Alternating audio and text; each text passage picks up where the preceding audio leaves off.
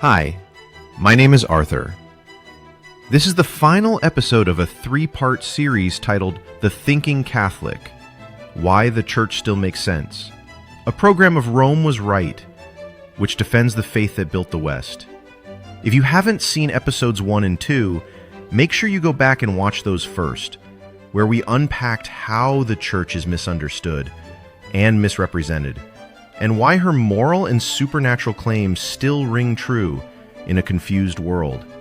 Today we're going deeper into the heart of what the Church offers that no ideology, no movement, and no modern substitute can: coherence, clarity, and communion with the divine.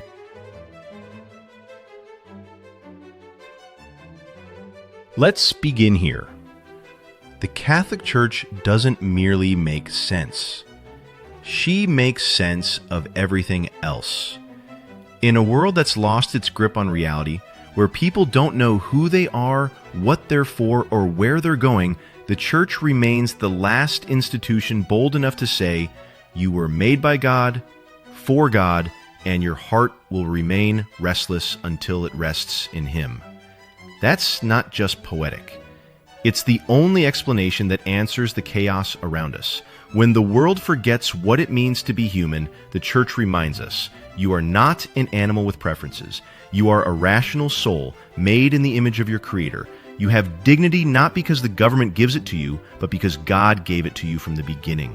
When society forgets who God is, the Church proclaims Him as Father, as Son, as Holy Spirit, not just as an idea or tradition, but as a living, loving being who became flesh, dwelt among us, suffered for us, died for us, and rose to save us.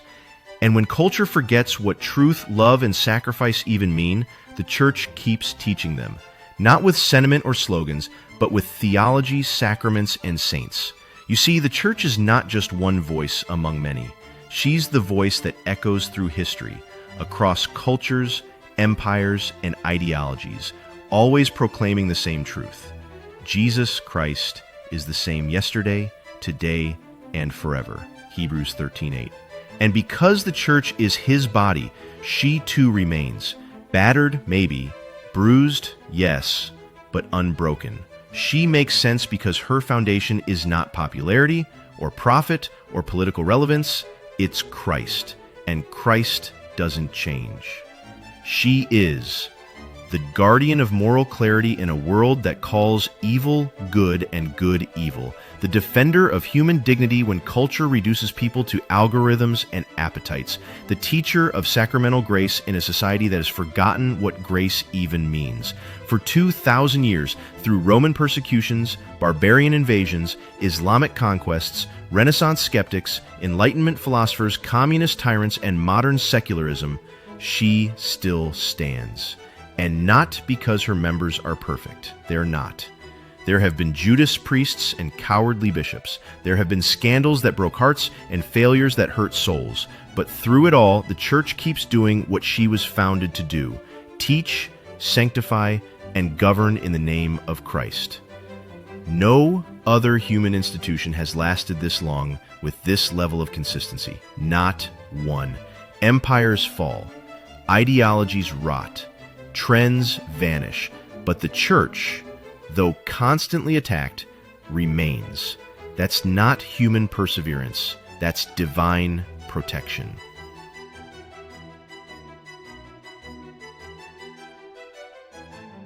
Let's say it plainly. The Catholic Church is not just reasonable, she's indispensable. She doesn't just make sense intellectually, though she does. She speaks to the whole person, mind, body, and soul, and what she offers, no one else can. Because here's what the modern world desperately needs, but refuses to admit: objective truth in an age of moral relativism. Real forgiveness in a culture built on outrage and cancellation.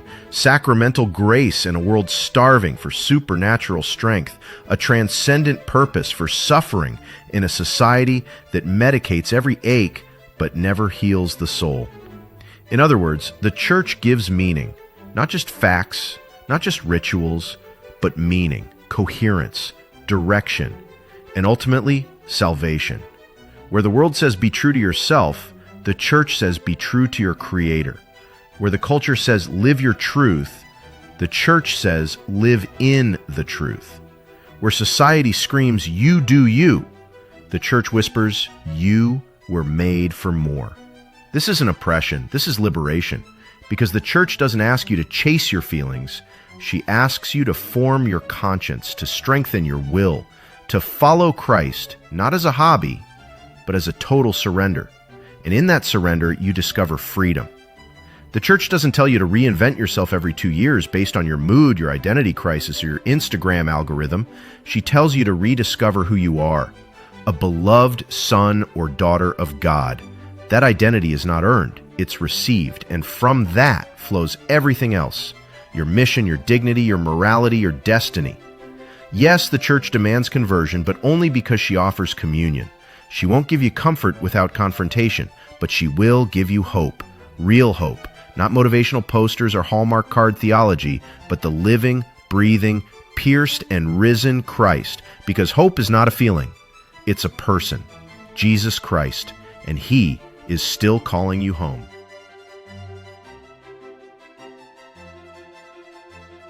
Why is it that so many people who leave the Catholic Church eventually return? It's not always because of a crisis. It's not always because of an argument they lost. Often, it's something much quieter, much deeper, a longing. Because despite everything, despite the scandals, the bad catechesis, the misunderstandings, something remains. A tug, an ache, a whisper that says, there's more. You see, the soul doesn't crave chaos. It may flirt with rebellion for a time. It may numb itself with distraction, careers, hobbies, relationships, social media, activism. But eventually, it tires of noise. And in that silence, the deeper need resurfaces. The soul wants order. It wants grace. It wants mercy. It wants home. And the beauty of the church is that she never stops waiting. She's like the father in the parable of the prodigal son. She's not chasing you down with gimmicks or marketing tricks. She's not rebranding herself to stay relevant. She's not rewriting truth to soften the blow. She simply waits, arms open, heart ready, eyes on the horizon. She keeps the light on. She keeps the tabernacle full. She keeps the confessionals ready. She doesn't ask you to be perfect before returning. She just asks you to return. And once you do, she helps you become who you were meant to be. This is why countless ex-Catholics find themselves, sometimes decades later, walking back into a church and weeping during Mass. It's not nostalgia, it's recognition. It's the soul realizing it had been homesick all along. Because the Catholic Church doesn't just welcome you home, she is your home.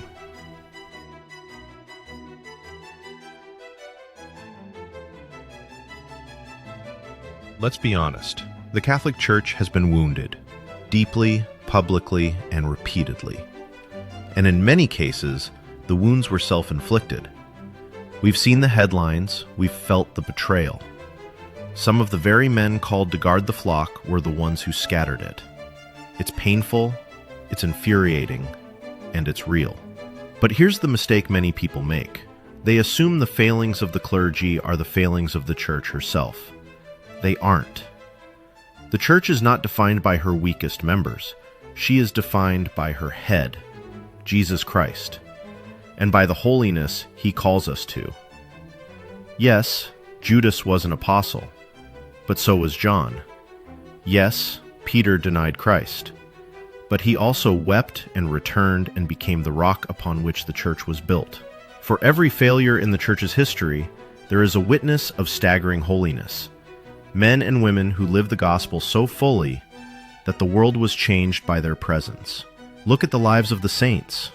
Saint Maximilian Kolbe, who volunteered to die in place of another man at Auschwitz. Saint Teresa of Calcutta, who found Christ in the poorest of the poor. Saint Damien of Molokai, who served and died among the lepers of Hawaii. Saint Gianna Molla, who gave her life to save her unborn child.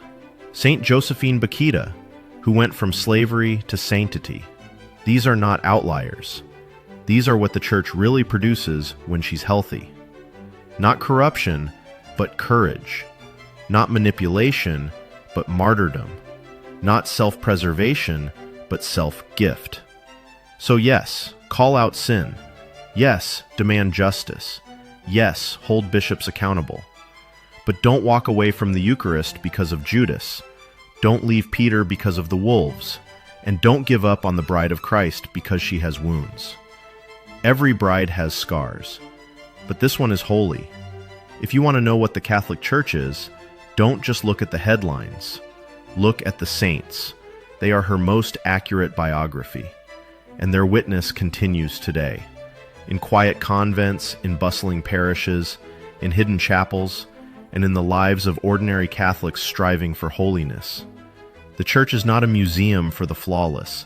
She is a hospital for sinners and a school for saints.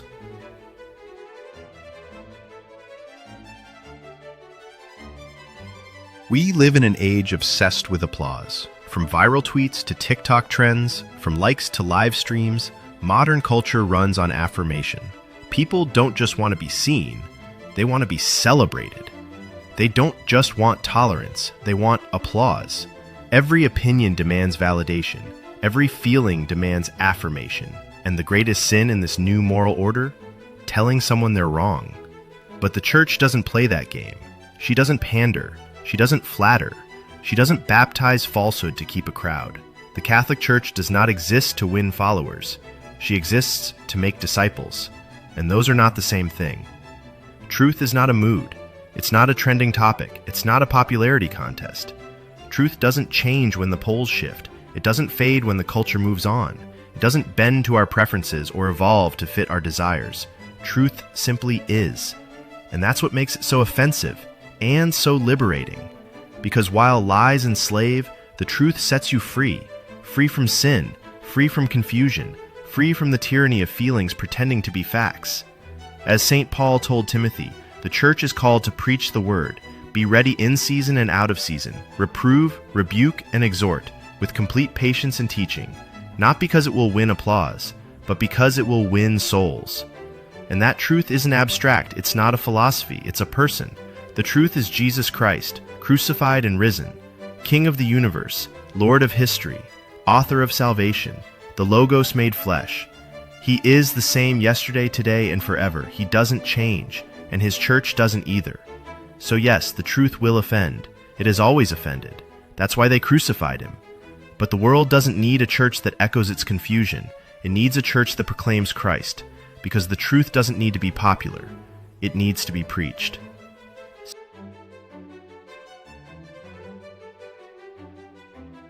One of the most beautiful, awe-inspiring realities the Church offers is sacramental grace. The sacraments are not symbols in the modern sense. They are not empty rituals or religious pageantry. They are real encounters with the living God, divine interventions that pierce the veil between heaven and earth. In a world that longs for something more, something holy, something eternal, the sacraments deliver. They don't just represent grace, they confer it. They don't just point to Christ, they bring Christ. Consider this. The Eucharist is not a metaphor.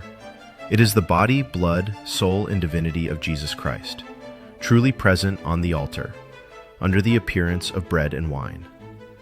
When you receive the Eucharist, you don't just remember Christ, you consume him. You are united with him in the most intimate physical and spiritual way possible. Baptism is not a family tradition or a nice ceremony.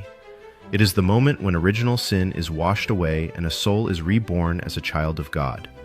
It is a spiritual adoption, a divine seal, a cosmic reset. Confession is not group therapy. It is Christ himself, through the priest, restoring grace to your soul. Whose sins you forgive, they are forgiven, he said. John 20, verse 23. And he meant it. In that moment you are cleansed, you are healed, you are made new. Confirmation is not a graduation. It's an outpouring of the Holy Spirit, a personal Pentecost. You are sealed with the gifts of the Spirit: wisdom, understanding, counsel, fortitude, knowledge, piety, and fear of the Lord. Gifts for battle. Gifts for mission.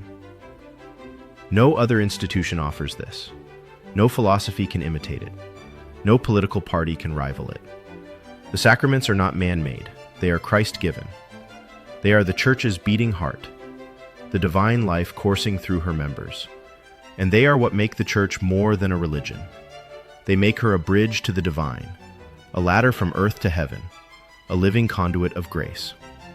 When you step into a Catholic church, you're not just entering a building. You're stepping into a sacred space where the eternal breaks into time, where angels adore, saints intercede, and the Holy Spirit moves. That's not poetry, that's reality. And if you've been away from the sacraments, come back. Don't wait. Whatever burden you're carrying, whatever shame you feel, whatever questions you still have, bring them to the altar. Christ is waiting, and he is not a memory. He is present.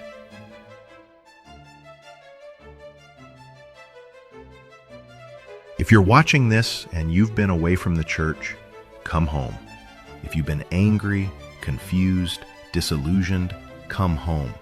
Not because the church is perfect, but because she's true.